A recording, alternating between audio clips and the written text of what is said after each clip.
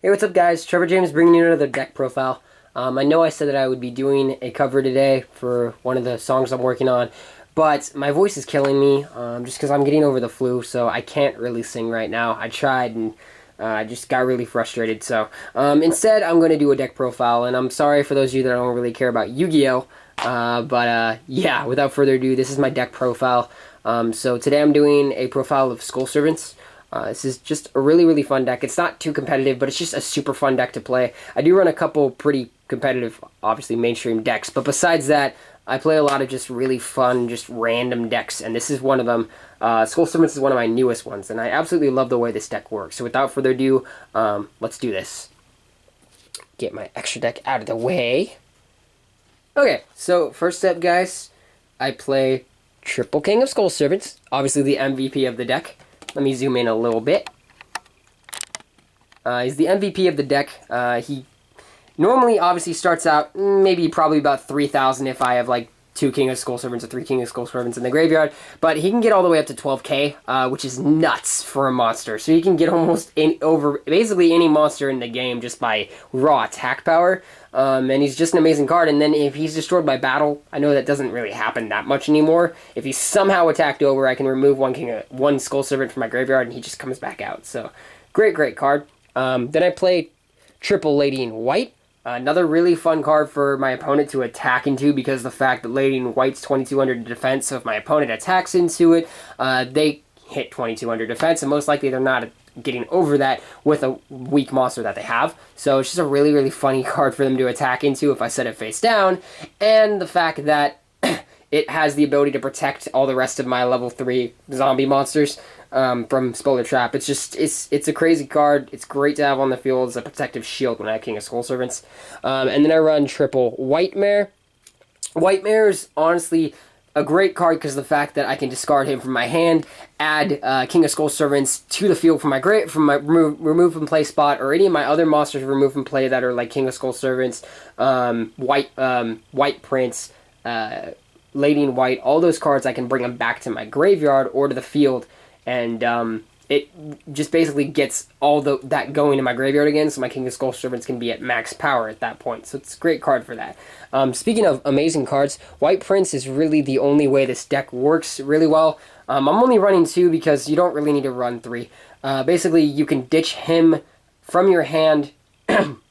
Ditch him from your hand, and you can send either from your hand or or deck. Doesn't really matter. As soon as he's sent to the graveyard, he can even be on the field. As soon as he's sent from the graveyard, or from the field to graveyard, or from your hand to the graveyard, or whatever, its effect activates, and you can get rid of one Lady in White and one Skull Servant from your deck to the graveyard, and he dishes himself, obviously, so that's instantly making your King of Skull Servants 3,000 attack, and then you can remove him from play and remove the white, the Skull Servant and the Lady in White. Sorry, all these cards are so confusing. Lady in White, and he can call out a King of Skull Servants from your grave or from your deck, so it's just a great card for that.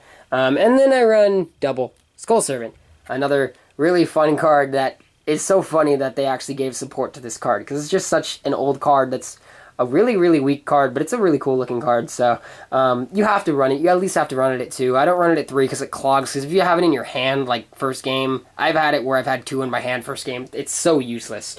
So, I mean, you could put it face down, your opponent can attack into it. Sure, yeah, you have it in your graveyard, but it's really pointless at that point, but it just fuels your graveyard, and you have to have at least 2. And then the other MVP of the deck, Triple Unizombie. This card is nuts. I mean, it's really funny to go Unizombie, go Mizuki, get something back from your graveyard. You're a Unizombie at that point if you've done it right and got rid of... You could literally get rid of 2 White Princes in one turn. And then it goes up to a level 5 tuner. Call out a level 3 monster from your graveyard like Lady in White. Synchro them, and then get out BLs. If you get out BLs... Your opponent, I mean, there's ways to get over BLs, but it's a really hard card to get over. It's so hard to get over it. So, I mean, they gotta have some way of banishing it, basically. So, BLs is so funny to go into this game, and it's so easy to go into it. So, Unizombie's there for that, and just the fact that he can easily activate tons of ways to just ditch cards and get them to your grave just so you can have your King of Skull Servants going off. It's just awesome card. And then speaking of Mizuki, triple Mizuki, because Mizuki is also an awesome card. You remove it from your graveyard, special summon any zombie monster from your graveyard to the field. Like, so good. So, yeah. And then double Debris Dragon. I used to run it at 1, but then when the ban list moved it back to 2, I was like, you know what, I'm going to run it at 2. It's a pretty great card in this deck because it can target almost any of my zombies. I mean, they have to be like 500 attack, and all my zombies basically are like 500 attack, so it can instantly call them out. And then you can, go into like Black Rose Dragon or, a level 8 dragon, very, very simply. So very, very simply, and it's just a really, really fun card to make. So, or not fun card to make, but fun card to play. So 2 of them, it's definitely worth it. And if you need to, you can go into really good combos with it. And the last monster I run is a Mathematician.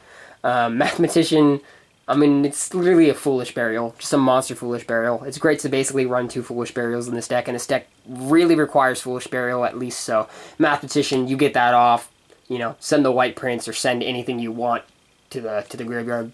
Amazing card. And then I run triple Mass Change 2. This deck runs Dark Law, so Mass Change 2 is really funny, especially when you have a Skull Servant, or just something that's dark. Summon it to field because you have just a very dead hand. Discard something from your hand. It could even be like a White Prince.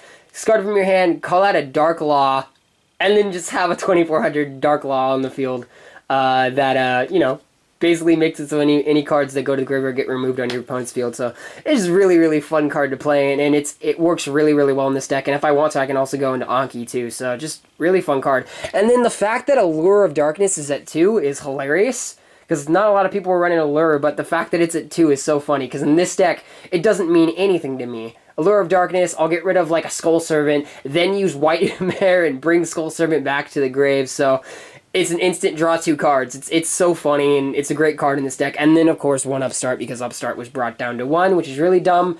But I have 2 Allure, so it doesn't really matter. Sorry, guys, I'm still getting over that flu. And then I run 1 MST. I mean, I have Twin Twisters, but it's an expensive card. And I mean, Twin Twisters is fine in this deck, but I'm okay with running the MST. I don't really care about back row that much, so it's okay.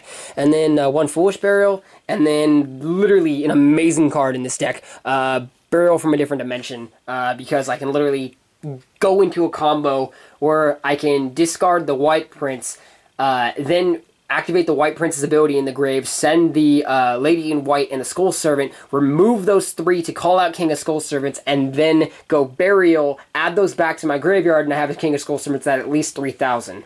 Like, instantly 3k up on the field. It's a really, really good card in this deck, and this deck is just so much fun. I run traps in this deck, obviously, but the trap's a little bit different, so I run double Deck Devi.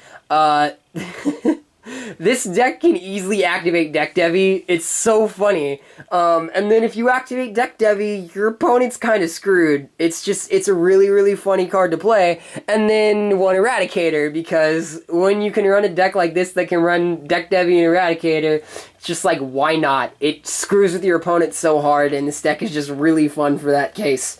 And then I run 2 Phoenix Chain, because I need some kind of protection. So Phoenix Chain is my effect negation. Story about Call of the Haunted. They're not actually supposed to be Call of the Haunted. They're supposed to be Powerful Rebirths, but I ordered the Powerful Rebirths, never got them. I don't know what happened to that. I should contact the seller and see what happened with that. But in the meantime, I'm running Call of the Haunted. They work like Powerful Rebirth, but Powerful Rebirth also makes the level go up, which is really nice, in my opinion, because they're all weak monsters anyway. And then I run 1 Solemn Warning and a Vanity's Emptiness, because this deck is funny with Vanity's Emptiness. So yeah, guys, that's my deck. Oh my gosh, they're all falling over. Let me just... Well, that doesn't want to work very well. There we go. Let me get that off the field. Last up, I have my extra deck, obviously. Now, my extra deck is still kind of a work in progress. I don't have every card that I could in the extra deck. It's actually not a finished extra deck. But it's a fun extra deck, and I only really go into a few cards in here. So without further ado, let's go over the extra deck. There's Samsara, Dragon of Rebirth. This card is really fun, and it's really not played in like any deck, but in this deck it's really useful. And if I need to, it's a 2600 defense for during that time, and I can just easily call it out with the weak monsters that I have with Unizombie and stuff like that. So it's a fun card, and I can even literally go like Debris Dragon and then call out like a Skull Servant and then sink for Samsara too. I run a Shiranui Samurai Saga. This card is a great card too. I mean, it's a level 6 and its effect is great, so it's fairly new card, but really, really fun card. I run 1 Black Rose because Black Rose is always good. I mean, it bombs the field. I know there's better cards. Black Rose is too good. And then Yazi, Evil of Yang Xing. This is a really funny card. And I really like how it works. Obviously, I can't use the second effect, but the first effect works really well, especially if I want to get rid of a problem card on my opponent's field. It's just a fun card. And then Void Ogre Dragon, because Pendulums and Void Ogre Dragon is hilarious, and it's really easy to make in this deck. And then my MVP of the extra deck, Biel's. This card is just nuts. I go into it so much, and my opponents are just like, because Biel's really doesn't come out in the game very much anymore, and it's still a really hard card to get over, so Biel's all the way, and it's a really, really fun card to play, and when I play it and make it, my opponent's just like, what? How am I supposed to get over that? So, Biel's. And then my last Sinker monster is Crimson Blader. I barely go into him, but it's great to have him. I don't know, I may replace him with something else, but for now, Crimson Blader. I have 2 fusions, or 3 fusions, obviously. 2 Masked Hero Darklaw, and 1 Anki, because of my Mask Change 2. So, yeah, guys, that's my deck. I hope you guys like that. It's a really, really fun deck to play. I know it's probably not... I don't know a lot of people that actually play it. Personally, I'm one of the only people I know that play it. And it's just a really fun deck, and I've always kind of liked King of Skull Servants, and I always wish he had more support. And now that he does, even though the support is kind of old, it's really, really good support, and I wish it would have more support because this deck is just so powerful the way it is right now. So I hope you guys enjoy that, and I'll see you guys later.